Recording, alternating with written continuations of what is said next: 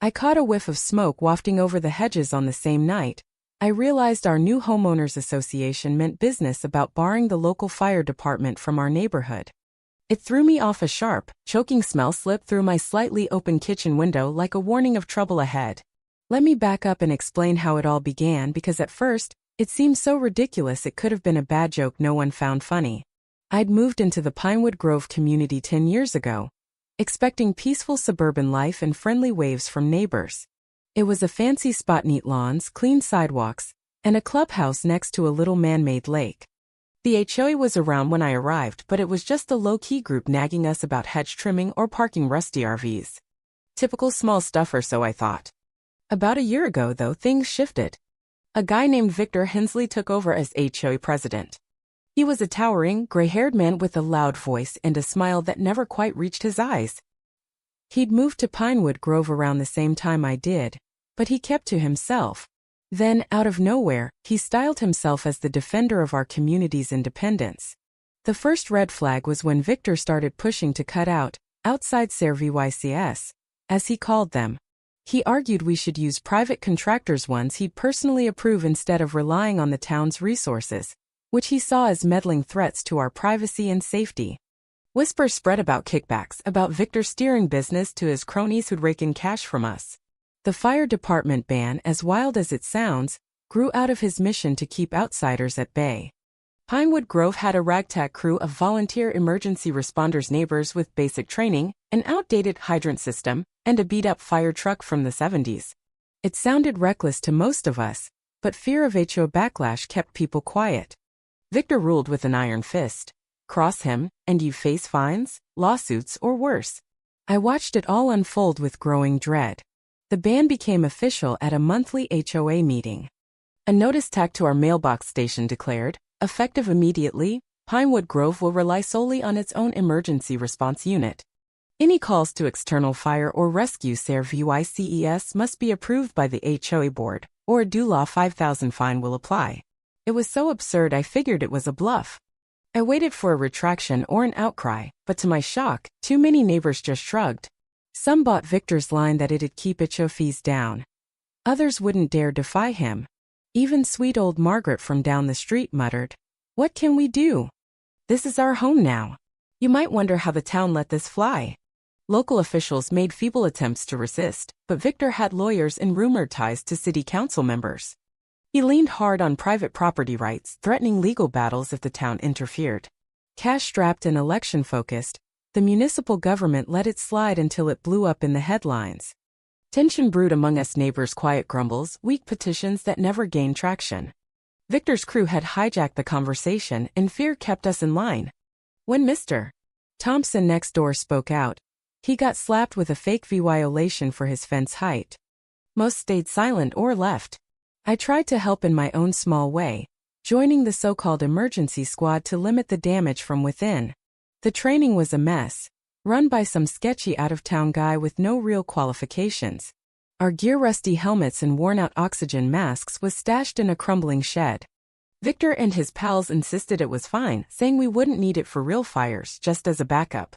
So there we were, stuck in a weird bubble where a ban on real firefighters hung over us, laudable yet terrifying. We prayed we'd never face a serious blaze. Months passed and we adapted to the unease, pretending it'd all just fade away. But that night in my kitchen, when the bitter smoke hit me, our fragile illusion shattered. I thought someone was burning leaves, another HOA no-no, but the smell grew stronger. Outside, the street looked calm under the porch lights, but the air tasted like ash. It was the night Victor Hensley's own house went up in flames, exposing the lie that his private emergency team could save us. That single fire didn't just torch a roof, it lit a fuse for a long overdue reckoning. When the fire alarm or whatever passed for one screamed from Victor's place, our quiet night exploded. An orange glow flared above his two-story colonial, casting eerie flickers across the street. Neighbors stumbled onto porches, stunned. Some shuffled toward the blaze in slippers, unsure what to do.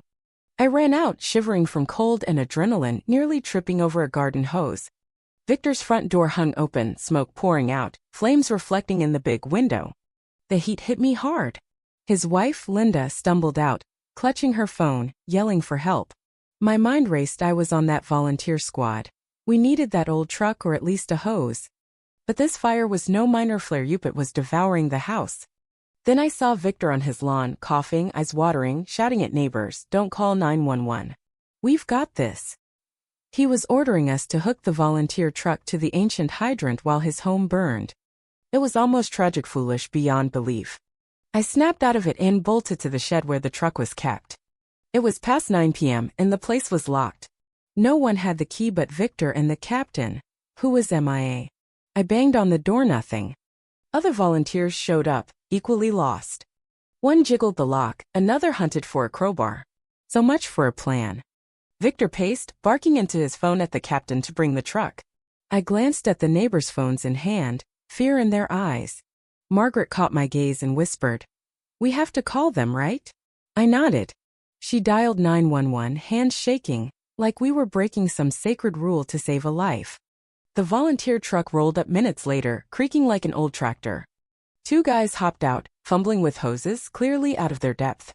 The hydrant sputtered, smoke was everywhere. Someone yelled that Victor's teenage daughter, Sophie, was still inside. My stomach dropped. This wasn't a game anymore. Ignoring Victor's glares, I darted to the side door, cracked open, and stepped into the haze, shouting, "Sophie! Sophie!" It stung my face. I dropped low, groping through the smoke. My lungs burned. Then I saw her crawling, coughing into her sleeve. We grabbed hands, stumbling out together, collapsing on the grass. Neighbors rushed over with blankets and water as Sophie hacked from the smoke. Sirens wailed in the distance. Someone had called the pros, thank God for Margaret. But when the fire trucks reached our gates, they hesitated. The HOA's rules left them unsure if they could enter. It was Insania house ablaze and they were stuck. I sprinted to the road, waving them in. Captain Daniels, a familiar face from town, jogged over. "We got mixed calls, come, don't come." "What's happening?" she asked. "It's a huge fire, someone might still be inside. We need you now." That was enough. She signaled her team, and the trucks roared in, lights cutting through the chaos. Victor's protests faded under the sound of hoses and the firefighters' swift work. They hooked up to the city hydrant the HOA had tried to ditch, moving with a precision we volunteers couldn't touch. It was a relief and a rebellion. It took over 30 minutes to tame the blaze enough to search upstairs. The crowd grew, the stench of charred wood thick in the air. Porch lights blazed across Pinewood Grove. No one could sleep through this. Victor's house was a wreck, steam rising as hoses battled the flames. I stayed with Sophie, wrapped in a blanket, her face smudged with soot. Linda sobbed nearby, neighbors comforting her. Victor paced by the curb, glaring at the firefighters as much as the fire itself. Paramedics arrived, more outsiders treating smoke inhalation. Captain Daniels approached Victor, voice firm, "Mr.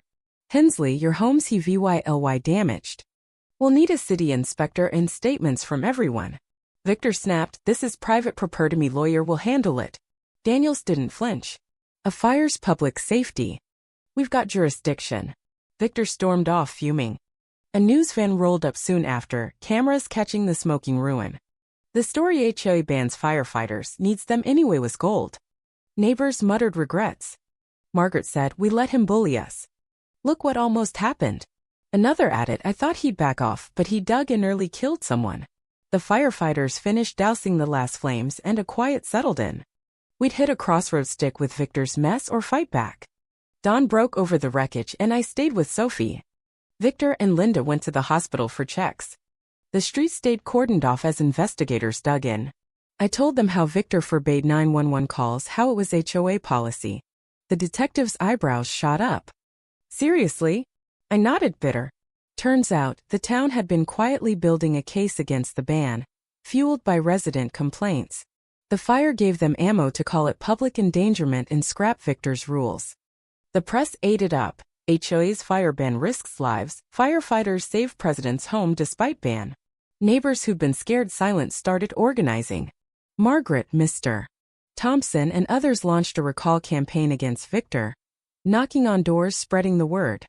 I joined their first meeting in Margaret's garage, a packed, fired-up room. People shared stories of Victor's threats and bribes. "Enough's enough," Margaret said, voice shaky but strong. "It took a disaster, but we're awake now. We planned, drafted statements, and explored legal options." The city council, spurred by the uproar, warned they'd review Pinewood Grove's charter for code violations, likely forcing changes or dissolution. Victor holed up in a hotel, reportedly lawyering up to fight the recall. Some loyalists clung to his private community VY Shaun, but they were outnumbered. The tide had turned. At the recall meeting by the lake clubhouse, tension crackled. Victor arrived with a lawyer and hired muscle, aiming to intimidate. Margaret opened, listing his failure: the ban, the bullying, the fire. Victor countered, claiming autonomy and blaming the fire on bad wiring, not his squad. The crowd erupted. "Tell that to Sophie. My sister's a firefighter. You endangered us." He accused us of a city conspiracy, but Margaret held firm. "We followed the bylaws. We vote tonight." Ballots dropped into a box, the air thick with suspense. Margaret tallied them and announced Victor was out by nearly 3/4. Relief swept through. A city official stepped up, confirming the ban was void. Emergency services were back, effective now. Applause broke out. After, we buzzed with next steps. The interim board pledged to align with the town. The volunteer squad would dissolve or shift to a watch group. Sophie thanked me quietly by the snack table for pulling me out. "I'm sorry for this mess." I hugged her. "I'm glad you're okay." Life crept back to normal. The city cracked down on similar bans elsewhere. Firefighters became local heroes. Victor's ruined house stood as a warning. Some said he sued, others that he left town. Pinewood Grove healed, united by the fight. Victor's ban, meant to keep outsiders out, brought them in and showed us we needed each other. That fire didn't just burn a house, it sparked a rebirth. We'd stay vigilant, knowing unity, not walls, keeps us safe.